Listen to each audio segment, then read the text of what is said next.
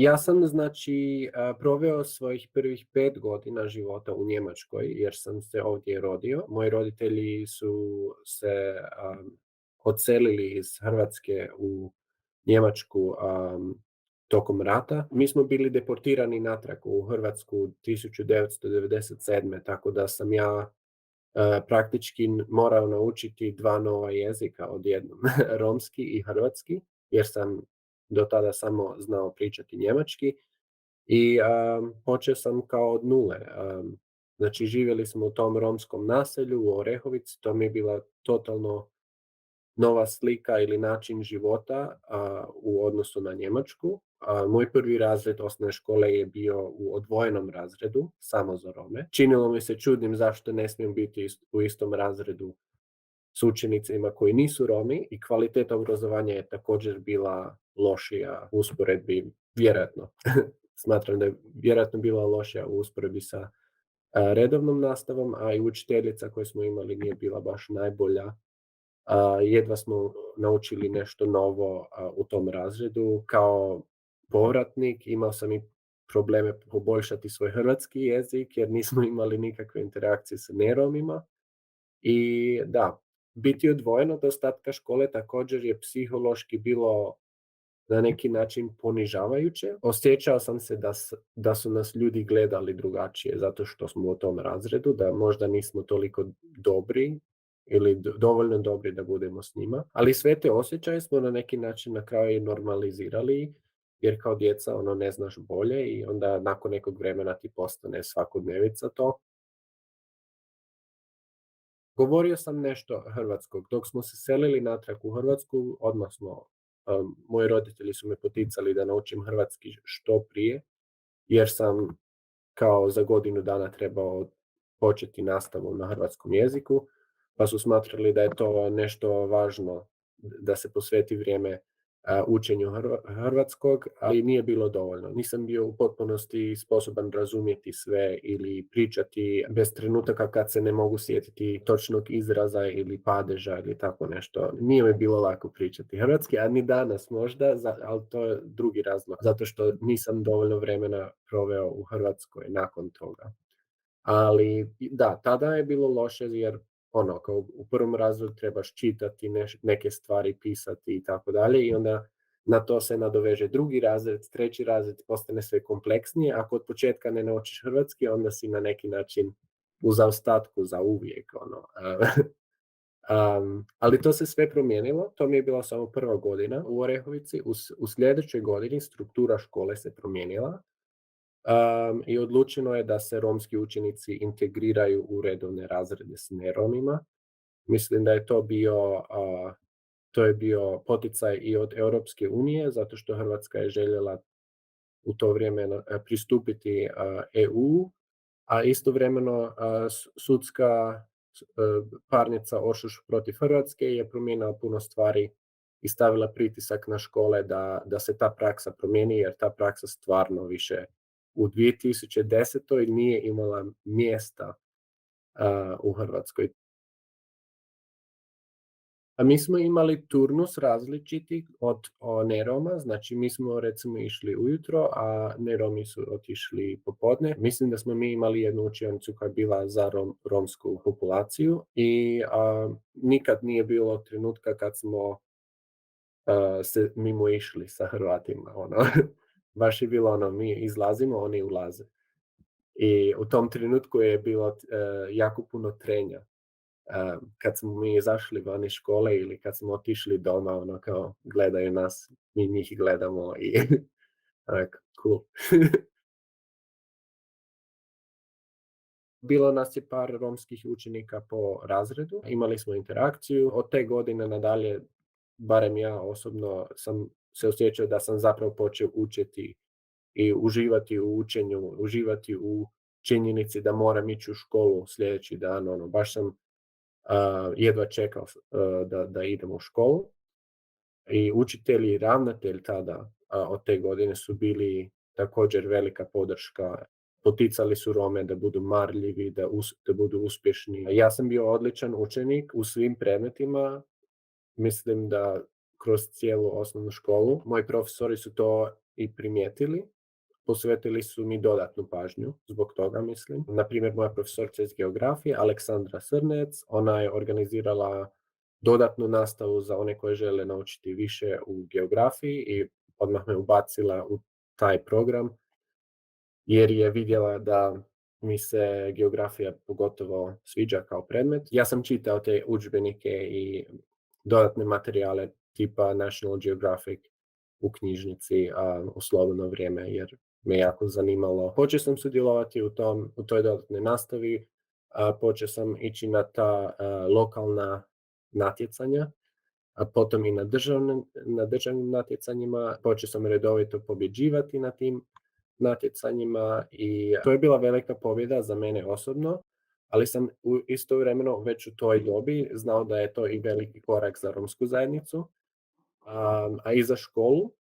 Za našu osnovnu školu to je bilo prvi put da smo imali državne prvake na ovakvim natjecanjima. I mislim da je ta činjenica da jedan Rom pobjeđuje na državnim natjecanjima iz školskih predmeta, da je to na neki način otvorilo oči ljudima da romska djeca isto imaju potencijala za uspjeh ako im učitelji daju potrebnu pozornost, umjesto da budu zanemarena ili da budu segregirana u neki razred sa lošim kvalitetom nastave i tako dalje. Tako da to je bio jako dobar indikator, recimo, da ta promjena koju su oni proveli zapravo urođuje plodom. Što se tiče roditelja u tom ili obitelji, oni su mi bili podrška, pomagali su mi od ranih godina. Znači, kao što sam rekao na početku, htjeli su da pričam hrvatski jezik, pomagali su mi sa školskim radom koliko god su mogli, jer oni isto nisu baš visoko obrazovani, ali su pokušali. Bili su mi velika podrška i tjerali su me da budem bolji. Znam da bi ovo bilo drugačije da sam djevojčica, a ne dječak. Kao dječak mislim da u romskoj zajednici mislim da imam više slobode, da se razvijem i da se ističem u obrazovanju nego kad bih bio djevojka. Jer postoji društveni pritisak i postati majke i domaćice i mislim da zbog toga nema dovoljno reprezentacije recimo u obrazovanju ili u zapošljavanju u usporedbi sa dečkima. Tako da to je na neki način privilegij kojeg sam imao kao romski dječak. Nisu svi putevi isti bili. Naravno da sam bio u kontaktu sa njima za vrijeme osnovne škole, dok smo bili raspršeni po razredima, a još uvijek smo išli zajedno u školu i vratili se zajedno u naselje, tako da smo još uvijek izmjenjivali iskustva, kako nam je bio dan i tako dalje. I bili smo prijatelji u slobodno vrijeme kod kuće i zabavljali se i slično. Ali znam da se naši putevi jako razlikuju na neki način. Ja sam, na primjer, bio jedini od te grupe koji je upisao gimnaziju. Mnogi od ostalih jesu upisali srednje škole, što je bio veliki pomak za tu godinu, ali nisu upisali gimnazije. Znači, upisali su strukovne škole, sad vjerojatno rade u nekoj od tih struka, građevina i slično. Ja sam otišao u gimnaziju i onda od tog trenutka mi se put kao drastično promijenio. Hoćeo sam studirati na vanjskim fakultetima i odmaknuo sam se od Hrvatske već 10 godina, recimo, od tog trenutka.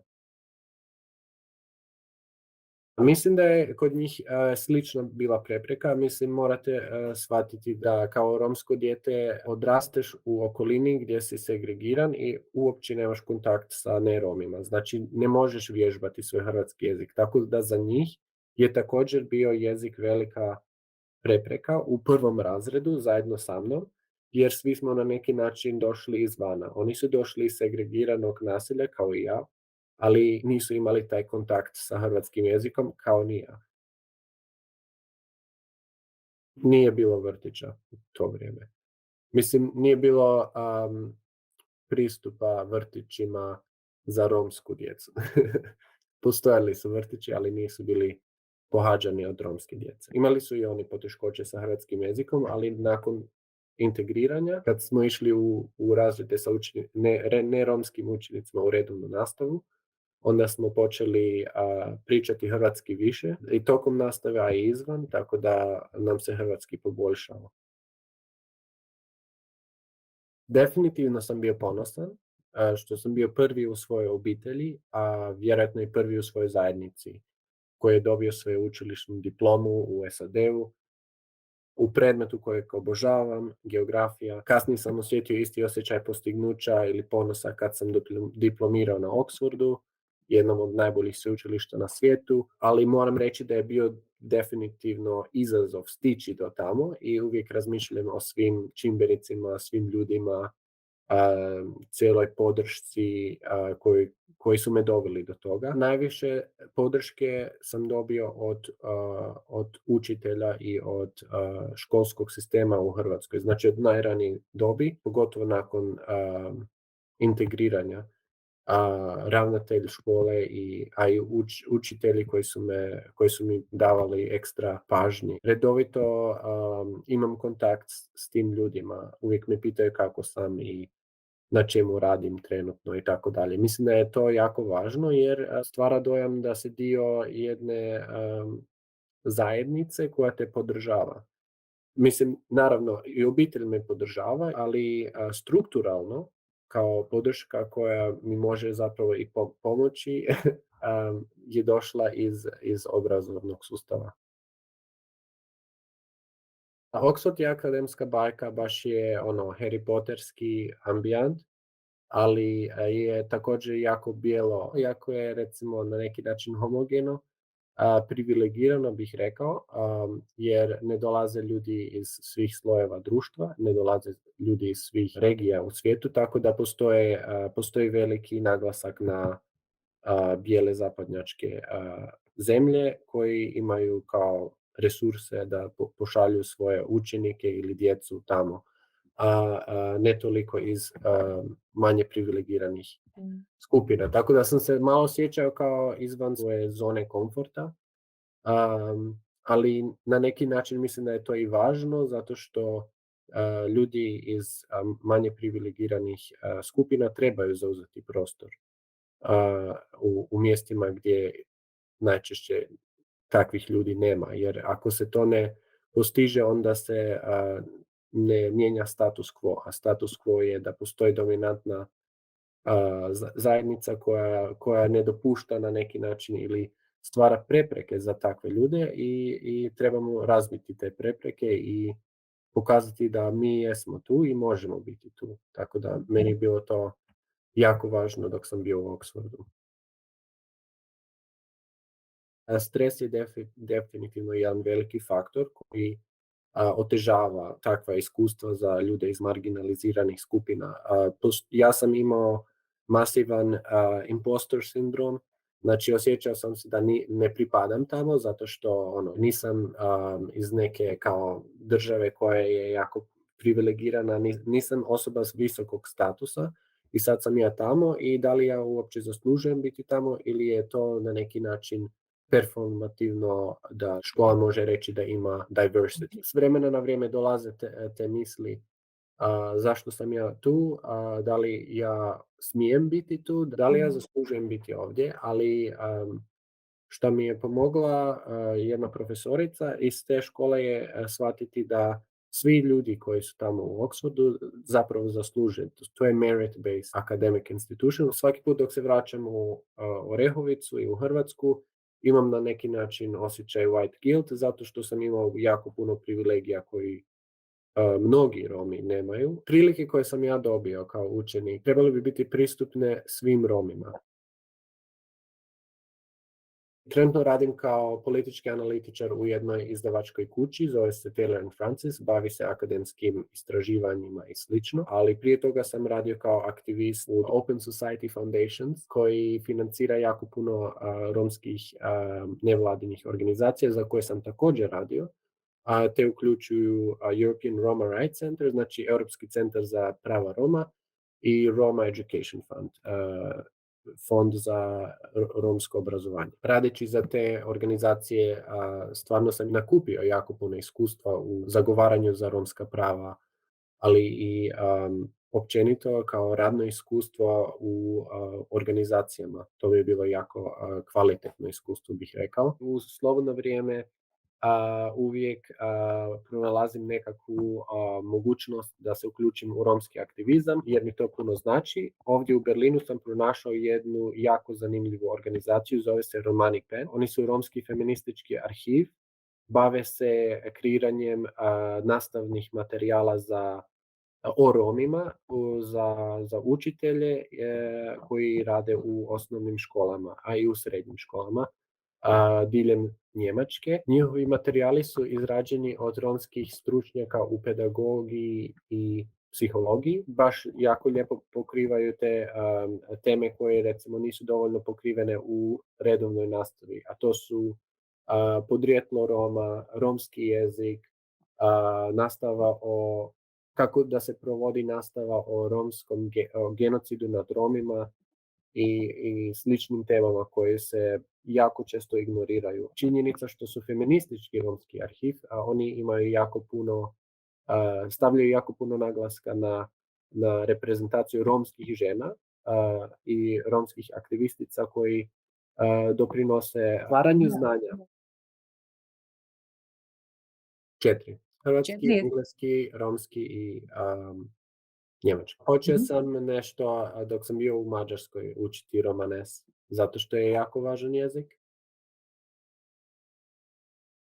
Znači, aktivizam kao karijera ne nudi mnogo mogućnosti za uzlaznu društvenu mobilnost i to je nešto što nedostaje romskoj zajednici, jer mi kao društvo nemamo tendenciju da idemo prema gore što se tiče karijere, jer imamo kao više horizontalnu rasprostranjenost poslova koje možemo raditi kao Romi i to isto društvo, okolina u kojem se Romi nalaze, ima istu tendenciju rasporediti nas Rome u skupine poslova koje možemo raditi i koje ne možemo raditi. I na taj način oni osiguraju isto tu kao nekakvu strukturu ili hijerarhiju. Na primjer, s jedne strane Rome se usmjerava na poslove koji su manje plaćeni, koji su malo opasniji ili manje poželjni. To su, na primjer, čišćenje okoliša, građevina i tako dalje. Ti poslovi jesu jako potrebni i mislim da je jako važno da Romi rade i te poslove, ali nažalost to je jedna od rijetkih situacija u kojem se predlaže da Romi idu dalje. S druge strane, postoji prestižni kraj spektra u kojem se Rome potiče da rade kao na političkim poslovima, kao predstavnici Roma, kao romski suradnici na nekom projektu iz Europske unije ili tako nešto, ili kao romski pomagači u obrazovanju. Između ovog spektra i ovog spektra ne postoji jako puno romske reprezentacije u normalnim svakodnevnim poslovima koji su malo prestižniji od čišćenja okoliša i malo manje nepolitički. Znači, ne postoji romski bankar ili romski, ne znam, računovođa ili nešto koji samo postoji kao taj posao i ništa više.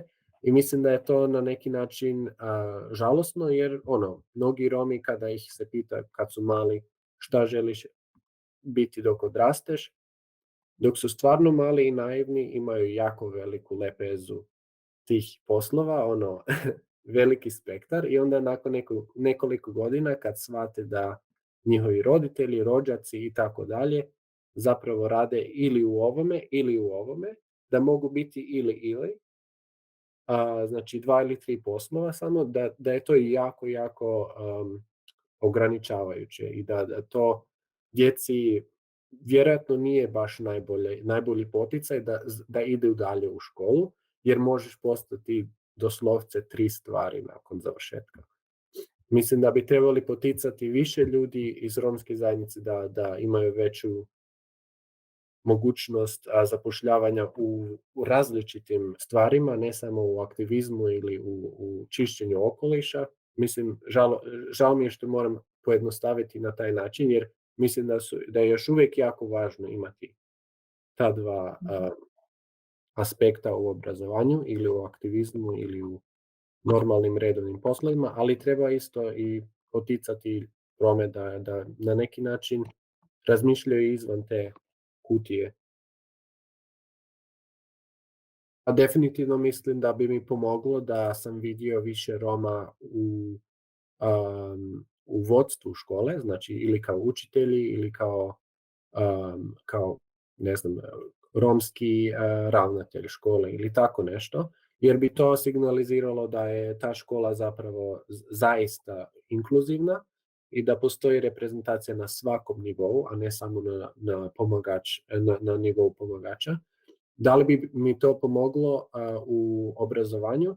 Možda u učenju hrvatskog jezika na neki način bi i pomoglo, jer romski pomagač bi, na primjer, mogao intervenirati svaki put kad ne znaš neku riječ ili neku frazu, što se zapravo time misli na romskom, pa bi to bilo na neki način prečac da se nauči nešto brže.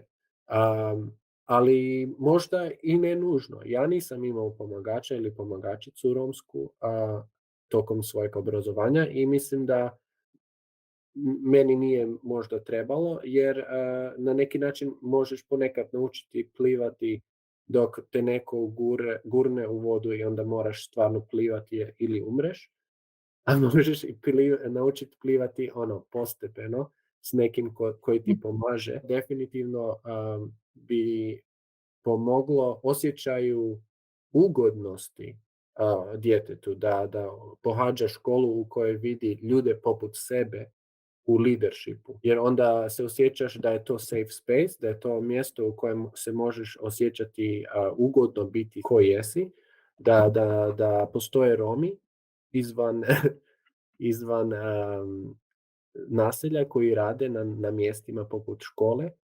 Da li bi mi bilo lakše da mi je čitav program bio na bajaškom? Možda ne.